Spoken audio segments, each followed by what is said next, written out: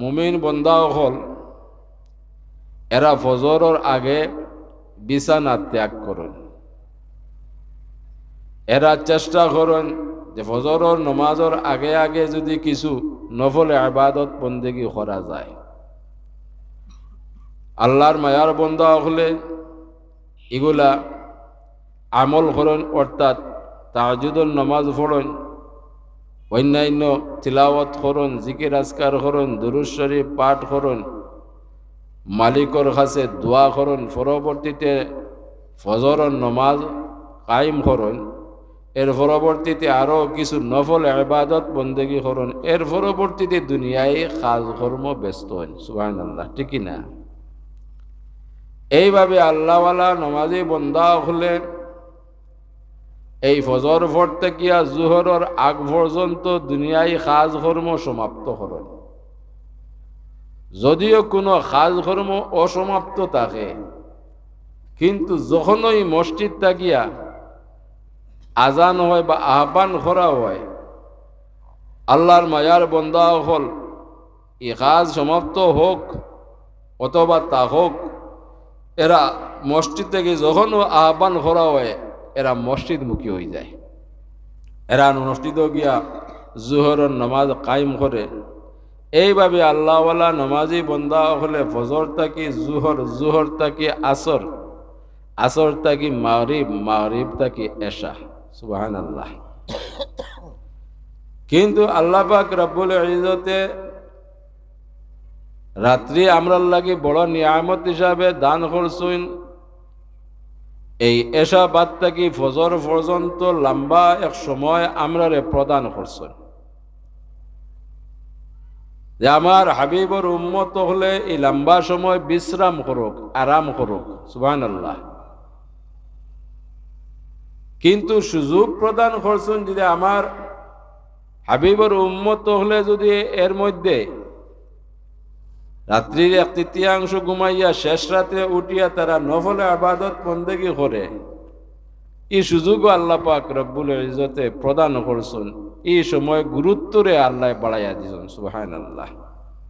বললা কি শেষ রাত্রে উঠিয়া আল্লাহর বন্দা বান্দি হলে যারা তাহাজ্জুদের নামাজ পড়েন, অন্যান্য নফল আমল করেন, এর বাদে ফজরের নামাজ পড়েন, এরা দুনিয়ার জিন্দেগিও আলাদা, এরা দুনিয়ায় বিদায়ীও আলাদা, এরার কবরের জিন্দেগিও আলাদা। সুবহানাল্লাহ।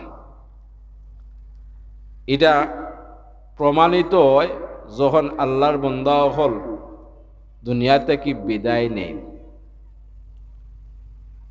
এই যে আল্লাহ নিয়ামত হিসাবে লম্বা সময় প্রদান করলা, এই লম্বা সময় প্রদান করার কারণ হইল যে আমার হাবিবর উম্মত হলে সারাদিন পরিশ্রম করবা, মেহনত করবা,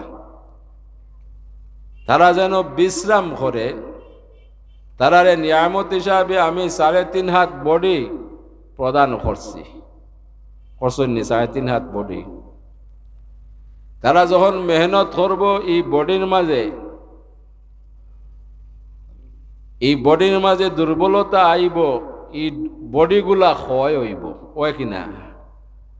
আমি রব্বুল আলামিনে এই রাত্রি যে সময় প্রদান করলাম, তারা বিশ্রাম করলো, এই বিশ্রামের মধ্যে এই ক্ষয়গুলারে আমি আল্লাহ পুরা করে দিলাই। সুবহানাল্লাহ।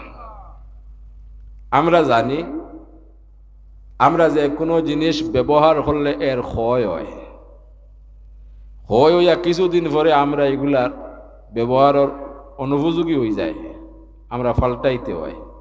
কিন্তু আল্লাহ মেহেরবান, আল্লাহ যে আমরা রে অঙ্গ প্রত্যঙ্গ দান করছেন, এগুলা পরিবর্তন করার প্রয়োজন হয় না।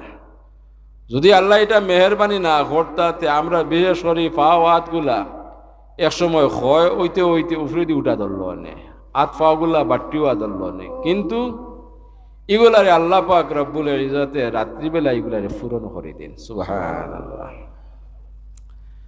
বলে গিয়া আল্লাহ পাক রব্বুল ইজ্জতে যত নিয়ামত দান করছেন, তাম নিয়ামতর যদি শুকরিয়া আদায় করতাম পারি, আল্লাহ পাক রব্বুল ইজ্জতে এই জাতীয় তাম নিয়ামত হলরে বর্ধিত করে দেন, বাড়াইয়া দেন, বলাইয়া দেন। ওলাগি যত আল্লাহর বন্দার বান্দি হলে মালিকর নিয়ামতর শুক্রিয়া আদায় করছেন, এরারে আল্লাহ শান্তিময় জীবনযাপন দান করছেন, রহমতময় জীবনযাপন দান করছেন, বরকতময় জীবনযাপন দান করছেন, আখেরাত্রেও কামিয়াব করে দিয়েছেন। সুবহানাল্লাহ। আমরা এই জান্নাতের বাগান থেকে সম্মিলিতভাবে আল্লাহর কাছে দোয়া করি, রব্বুল আলামিন তোমার মকবুল বন্দা আর বান্দি হলে যেভাবে নেক আমলগুলা করিয়া জীবনকে অতিবাহিত করতে আসন, করিয়া কবরবাসী হইছন, আল্লাহ এই জান্নাতের বাগানের রুসিলায় তোমার মায়ার বন্দার বান্দি হলো রুসিলায় আমরা এই নেক আমল করার তৌফিক দান করুক। আল্লাহুম্মা আমিন। দুরূদ পড়ুক। সাল্লাল্লাহু আলা সাইয়্যিদিনা ওয়া মাওলানা মুহাম্মদ।